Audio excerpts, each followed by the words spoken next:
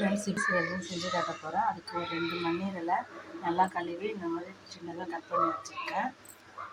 ஒரு பெரிய சைஸ் வெங்காயம், 10 சின்ன வெங்காயம் ரெண்டையுமே சாப் பண்ணி வச்சுருக்கேன். சேர்த்து ஒரு மீடியம் சைஸ் தக்காளி கட் பண்ணி வச்சுருக்கேன். கருவேப்பிலை, 2 பச்சை மிளகாய், கொத்தமல்லி, கொஞ்சமாக ஒரு 1/4 ஸ்பூன் சோம்பு, 3 கிராம்பு, ஒரு பட்டை சின்ன துண்டு, ஒரு சின்ன இலை, மஞ்சள், சீரகத்தூள், மிளகுத்தூள், அப்புறமா 1/2 ஸ்பூன் மிளகாய், காஞ்ச மிளகாய், 1 ஸ்பூன் தனியாத்தூள், 1/4 ஸ்பூன் கரம் மசாலா தூள் எல்லாம் எடுத்து வச்சுருக்கேன். எண்ணெய் ஒரு 3 ஸ்பூன் அளவு ஊற்றிக்கோங்க. எண்ணெய் நல்லா சூடாகட்டும். இதை சேர்த்துக்கலாம். வெங்காயத்தை எடுத்து போட்டுக்கலாம். நீங்கள் சின்ன வெங்காயம் இல்லைன்னா 2 பெரிய வெங்காயமே கட் பண்ணிக்கோங்க. நான் கொஞ்சம் சின்ன வெங்காயமும் கொஞ்சம் டேஸ்ட்டாக இருக்கும்ட்டு ஒரு 10 சின்ன வெங்காயம், ஒரு பெரிய சைஸ் வெங்காயம் கட் பண்ணி வச்சுருக்கேன். கருவேப்பிலை போட்டுக்கலாம். கருவேப்பிலை போட்டுக்கிறேன். 1/4 ஸ்பூன் அளவு தான் இருக்கும். வேணுன்னா லாஸ்ட்டாக பார்த்துக்கலாம்.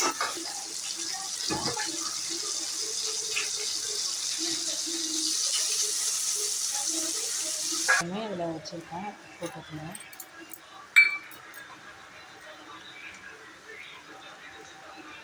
இதில் 1/2 ஸ்பூன் அளவுக்கு மஞ்சள் தூள்,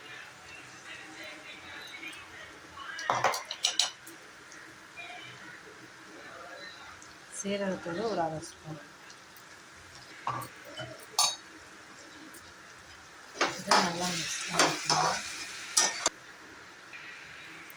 நல்லா மசாலாலாம் எண்ணெயில் ஃப்ரை ஆகிடுச்சு. நீரில் எடுத்து அதில் போட்டுக்கலாம்.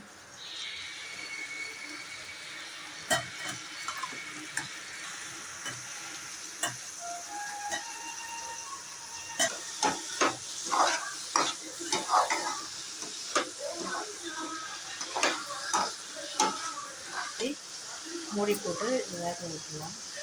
கொஞ்சம் தண்ணி தான் தண்ணி ஊற்றி வச்சு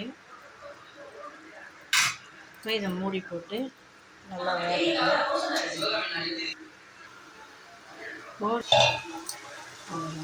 சூப்பராக மண்ணீரல் ரெடி ஆகிடுச்சு. கொத்தமல்லி கொஞ்சம் போட்டுக்கலாம்.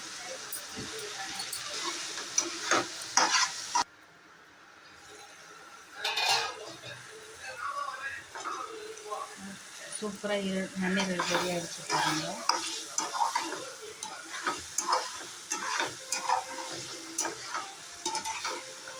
இதே மாதிரி நீங்களும் உங்கள் வீட்டில் மண்ணீரல் செஞ்சு சாப்பிடுங்க. உடம்புக்கு மண்ணீரல் அவ்வளோ நல்லது. ரத்தத்தில் நல்லா சாப்பிடுவோம்.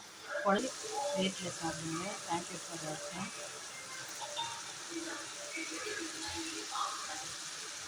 இப்போ ஸ்டவ் ஆஃப் பண்ணி இறக்கிக்கலாம்.